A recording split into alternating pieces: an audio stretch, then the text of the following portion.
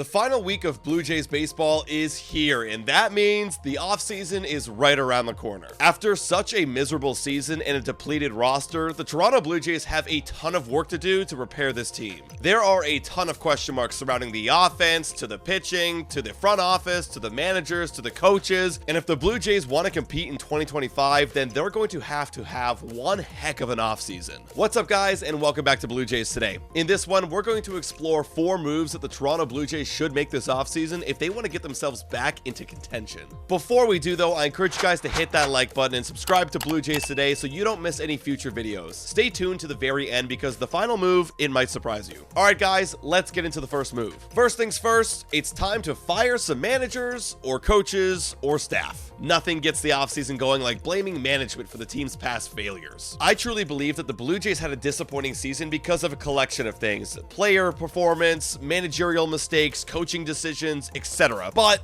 somebody's got to take the fall, right? And the most popular names that come up in firing conversations are Ross Atkins, Mark Shapiro, and John Schneider. General Manager Ross Atkins could absolutely be blamed for this season, as we missed out on a ton of marquee names this free agency, like Shohei Ohtani, Juan Soto, Cody Bellinger, and we settled for guys like Isaiah Kiner-Falefa, and Justin Turner, and Kevin Kiermaier. You can even date back his mistakes to 2022, and he decided to trade away some fan favorite players, some core Blue Jay guys, for bullpen pieces and Dalton Varsho. So everybody is kind of fed up with the way that Ross Atkins has been handling this roster, and it feels like everybody wants somebody else to steer the ship this offseason. However, the one man that's stopping Ross Atkins from getting fired is his longtime buddy, Mark Shapiro. And personally, I have a hard time seeing Mark Shapiro firing Ross Atkins because they've been working together back in the early 2010s. So if you want to get rid of Ross, you're gonna have to get rid of Mark too. So can somebody higher up do that? Well, the thing is, Mark Shapiro renovated the Rogers Center outfield to a massive money-sucking party area for anybody and everybody to enjoy, which is probably a good thing for his job security. Alright, well, what about John Schneider? Can the Blue Jays fire him? Well, the thing is Ross Atkins really gonna blame this season's failures on a third manager? He's already gone through John Gibbons, Charlie Montoyo. Now, this would be his third manager firing in his tenure with the Blue Jays. Word on the street is that he probably won't do that. So if it's not any of these guys, then who is getting blamed? Honestly, guys, my guess here is that it's going to be somebody on the coaching staff who's the assistant to the bat boy, and they're not going to fire him. They're probably just going to relocate him to the assistant to the water girl, because that's what the Blue Jays do.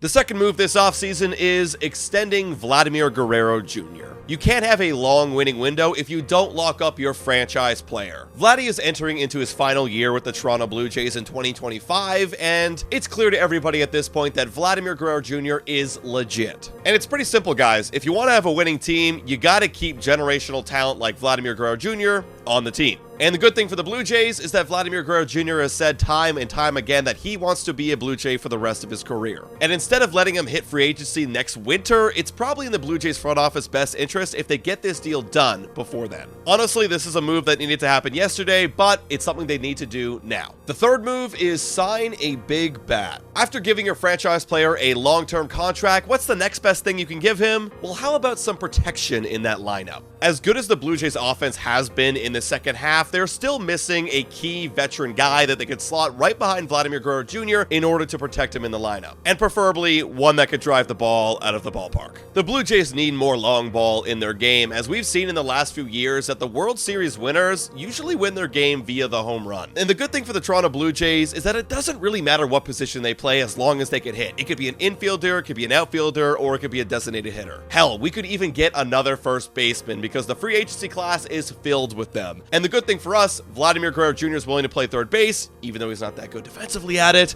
At least it opens up some options for us. So if you pair that new slugger with a good pitching staff, then maybe, just maybe, the Blue Jays might be back. Which brings me to my final move: trade some prospects for some bullpen help.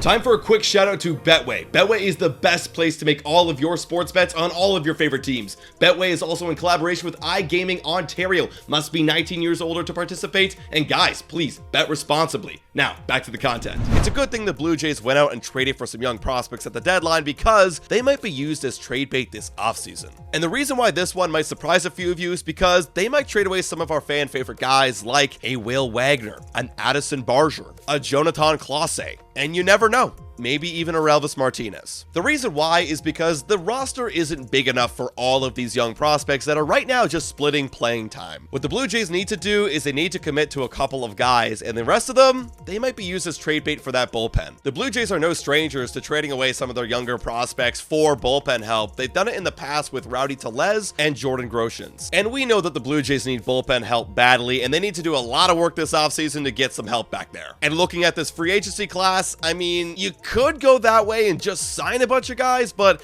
that could quickly become very expensive. So instead, why not trade away some of your young budding prospects to a team that might have a controllable, younger, and cheaper bullpen arm? As much as I've loved seeing some of these young guys play in the last 2 months for the Blue Jays, this just makes a ton more sense. But guys, those are my 4 Blue Jays moves that are going to happen this offseason, and honestly, if they don't do one of them, then I think that they're in a lot of trouble. But you guys let me know your thoughts in the comments down below. Thank you so much for watching, and as always guys, go Jays go!